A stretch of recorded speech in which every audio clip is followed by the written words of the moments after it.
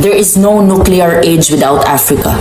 There is no solar age without Africa. There is no technological age without Africa. And China knows that. Now, in the recent past, there has been a shift in the conversations, and people say that it is a time that we should argue on economic development, and that is the direction China is going. Now, in this today's video, Africa, we identify that is a continent that every other region is crumbling to get control of because of the vast resources they have. Now, I want you to watch this video speaking about how Africa leads in transforming the technological age, the nuclear, and all other transformations that the world is seeing currently. And let us react to it in the end. Whoever controls Africa controls the world, because Africa has the largest deposits of non-renewable resources. Gas, oil, gold, silver, manganese, and coltan, minerals that necessary to create an atomic bomb, and half of them are in Africa. There is no nuclear age without Africa. There is no solar age without Africa. There is no technological age without Africa. And China knows that. That's the reason why China wants to possess Africa. Because China is overpopulated, and I've been there once. You think rush hour in New York or rush hour in DC is something? Go sit in China. It's overpopulated. China is #1 producer of cheap things, clothes, materials, fabric, utensils, you name it. China is the Walmart of the planet. America will never be able to sabotage China, because America is king of capitalism, and China, on the other hand, is king of communalism. This is the reason why President of the Philippines took China as an ally for long-term goals. Who's gonna treat your country best? The Americans, the Russians, or the Chinese? None of them are gonna treat you well, because they are all colonizers. Africa has no friends. They don't need one. And it is the same scenario of Palestine. They have a lot of resources, more than the country itself combined. And that's why there is a genocide. Yes, as you have heard in that video, is how worthy African continent is, and the kind of resources they have, and how it can control the economy of the world. In fact, this lady proves that Africa is where everything comes from, be it technological advancements, be it economic solutions that are driving the economies of these great continents, be it great brains that bring innovative ideas. Africa is the mother of all these, and Africa has never known how it is worthy in the eyes of the G7. Now, the G7 consists of the United States, Italy, UK, Canada, and France. These countries have always had ways of controlling Africa and ensuring that these resources are divided equally amongst themselves. You remember when I brought a video about artifacts still lying in Europe? These are African artifacts that are used to gain income by these foreign countries. But still, another challenge is coming. That is China.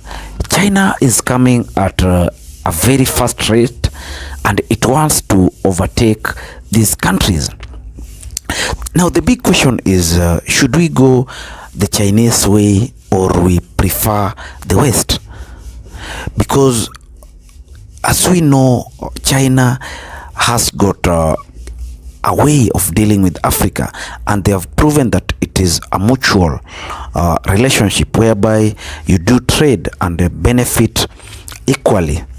as compared to the Western culture, which wants to subject us to colony, which happened during the slavery period. So China may be regarded as the best for Africa because of how it deals with Africans, how they bring issues on the table and make us agree after looking at all possible outcomes. This is because I want to bring a video that shows how China has contributed to the global economic growth with a bigger percentage accorded to them. That one will prove how China is committed towards the development of the great world, and also importantly Africa. Now let us watch and also talk about it in the end. China on Tuesday said that its economy grew by 4.5% in the first quarter of the year as consumption and retail sales rose in the world's second largest economy. Between January and March 2023, China grew at 4.5%, which is higher than the 2.9% growth in the same period last year. The better-than-expected growth rate is an indication that China is coming out of the shadows of the zero-COVID policy, which negatively impacted the Chinese economy in 2022. Analysts believe that there has been a rebound in consumption as people flock to shopping malls and restaurants after harsh COVID-19 restrictions were removed in December last year. It's become the world's largest auto exporter, and it is just starting to ship electric vehicles, causing some concern to the likes of Elon Musk and Tesla and a number of other car makers. Phil LeBeau covers all things cars around the world. He's in Chile to explain why that country and others are reluctant to restrict imports from China. Phil.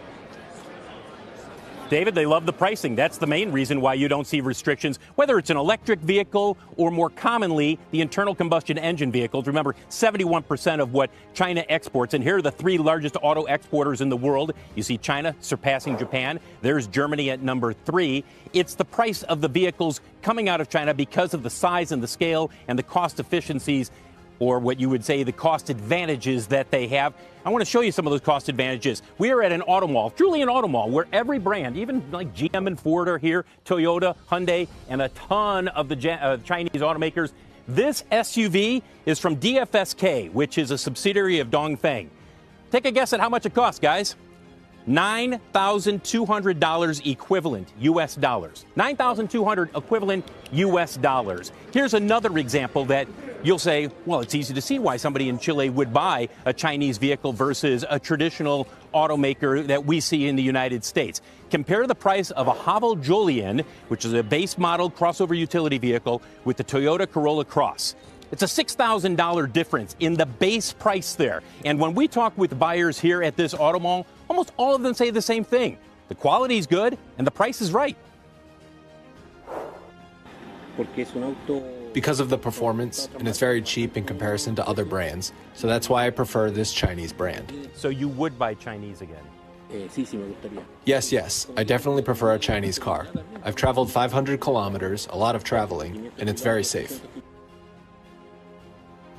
As you take a look at shares of BYD versus Tesla, and I know BYD is really the one Chinese automaker we talk about the most. Remember, Tesla still outsold BYD in terms of pure electric vehicles last year. Tesla selling 1.8 million, BYD selling 1.6, though this year it is expected that BYD is likely to pass Tesla in terms of sales. By the way, they've just begun selling both Teslas and BYDs down here in Chile. And while this is not the largest market, guys, what we're seeing in Chile, we're seeing in Australia, we're seeing in Israel, we're seeing in countries around the world. They're not the largest auto markets, but they are markets where the Chinese, because they continue to build and they need to use their capacity instead of shutting down assembly lines, they are exporting.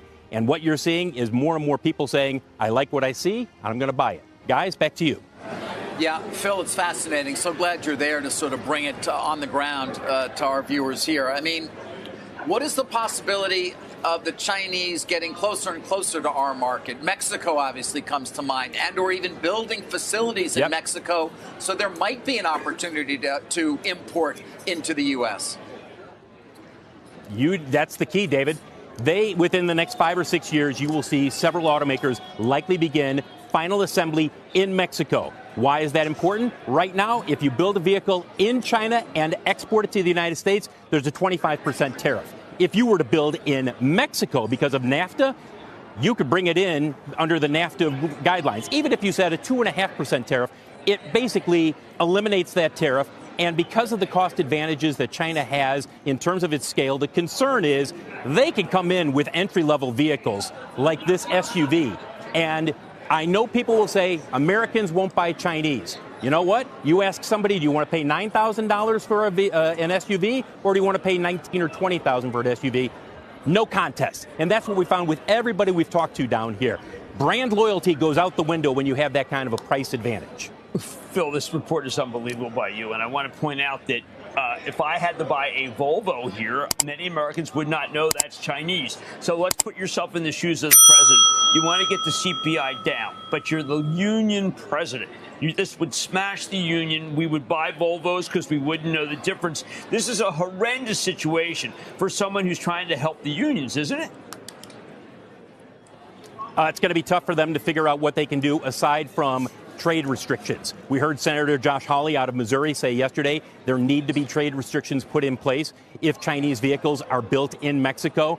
We're going to hear more and more about this in the years to come because you're not going to be able to bring down the prices much more than what we already see. And yes, there are efficiencies and a few other things that the big three are working on, as well as foreign automakers building in the U.S. But David, the bottom line is this. Our costs cannot come down as much as the Chinese are enjoying right now as far as a cost advantage. Yeah, which has been the case in so many different industries, and certainly it's going to be a struggle. Phil, thank you. Obviously, we're going to hear from Phil throughout the day. China contributed more to the world economic growth than the G7 countries combined. From 2013 to 2021, China contributed 38.6%. And the G7 countries, all of them combined, Canada, France, the UK, Germany, Japan, and the US contributed 25.7%. Can you believe that? That is crazy. I mean, I believe it. I've witnessed it. I've seen it with my own eyes. Here in China, for the past 11 years that I've been here, the rapid development, the change has just been immense. The speed at which things can change in China is just unprecedented. So, if you were to make a decision on which way to go, China proves to be the best region that the African continent can look forward to because of how they deal with Africa and also the global village. They are never selfish like the Western culture or the G7 who do not see value in every country. All they want is to milk the resources without even compensation. You know, even the slavery period, the perpetrators have never been brought to book and people have never been compensated. Look at South Africa. The whites invaded South Africa and up to today, they've never accepted that this land never belonged to them and there have never been reparations. South Africans, through the EFF led by Julius Malema, still want their country to be brought back to the original owners, but they've never gotten that. It means that there is no genuine relationship or something Africans can benefit from the G7. Let us see how to build a good relationship with China, because that is when we will grow and move forward as a continent. Now, I want you to say something on this video because it is a great conversation that has been hitting different headlines. Is China overtaking America and all these other countries that are regarded as best in building their economies? Is China being one of the powerful regions in the globe? So tell us what you feel, and also do not forget to subscribe, like and share. Thank you, and may the good Lord bless you.